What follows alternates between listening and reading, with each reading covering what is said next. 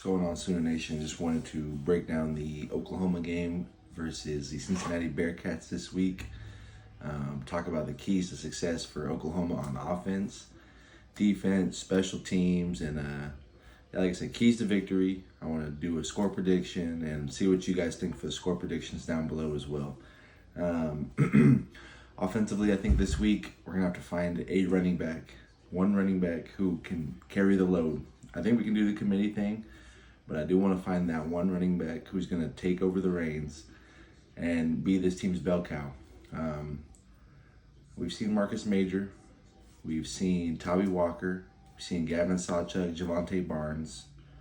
Everyone's had their little moments, but I think Tawee Walker is the guy that's going to take over the reins. I know everyone wants to see Sawchuk and Javante Barnes, but I think Tawee's been the most consistent guy.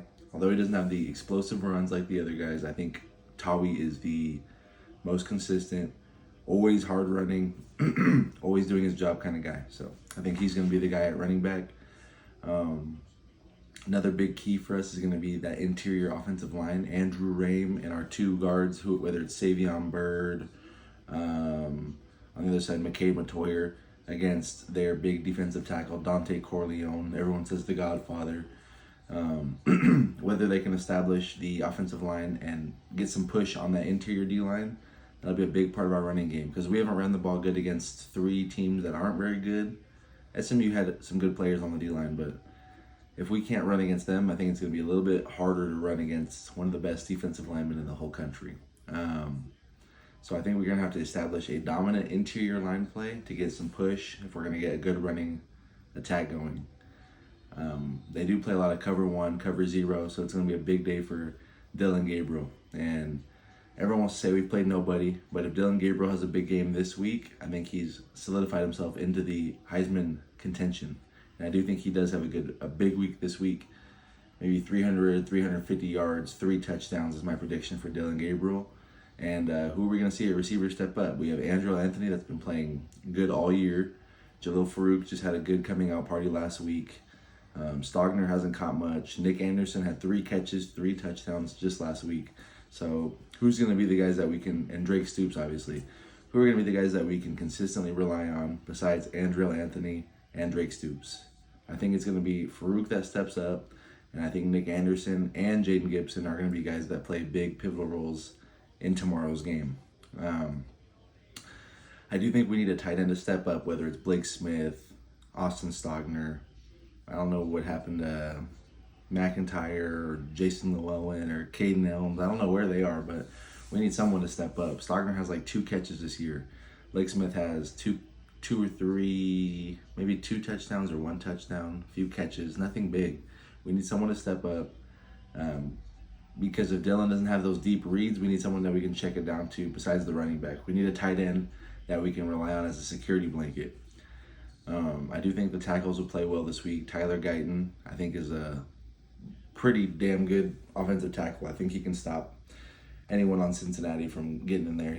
He's a first or second round talent.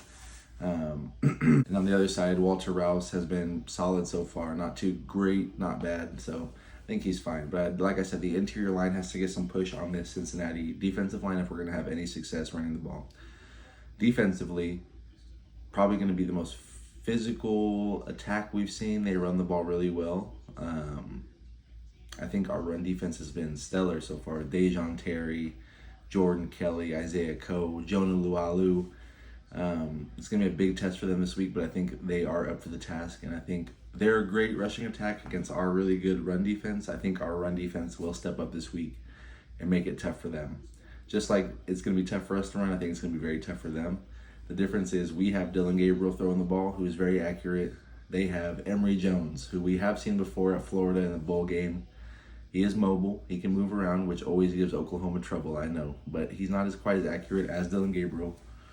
So I think they will have a little bit of trouble once the run stalls a little bit and they rely on Emory Jones to make a play. It's up to him. We'll see if he can make a play, but I don't think he has what it takes, like Dillon Gabriel, to make plays down the field against a very talented secondary that we have. So we will see. Like I said, they like to run the ball. So Danny Stutzman, they're coming right at you. Jaron Kanik, they're coming at you. I think this could be a Kobe McKenzie type game. If we could put in Kobe McKenzie, great run stuffing linebacker.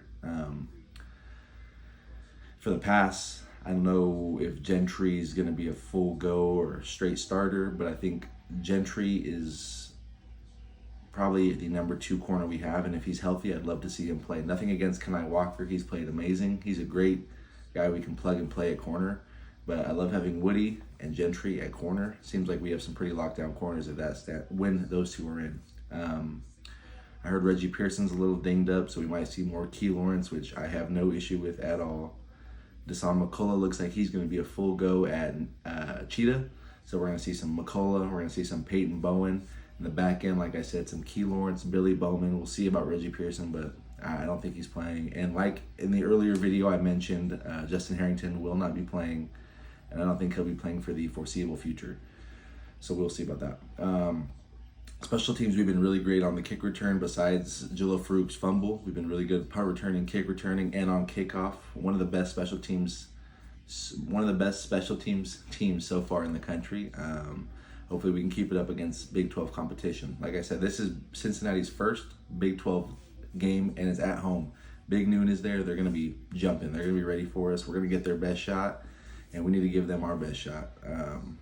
So we'll see how it goes. My score prediction is going to be, everyone's saying it's close. It's going to be a scrappy win. I hear those 34-21s, but my score prediction is 45-17. I think it's close for the first bit of the first quarter. Then I think Oklahoma starts to pull away. Too much talent on the outside. I think the running game will eventually get it going, and I think our defensive line is up for the challenge to stop that run, and our secondary is too damn talented for this quarterback to pick us apart. So like I said, 45-17. I would love to know what you guys think the score is going to be in the comments. Let me know. I will comment back to everybody.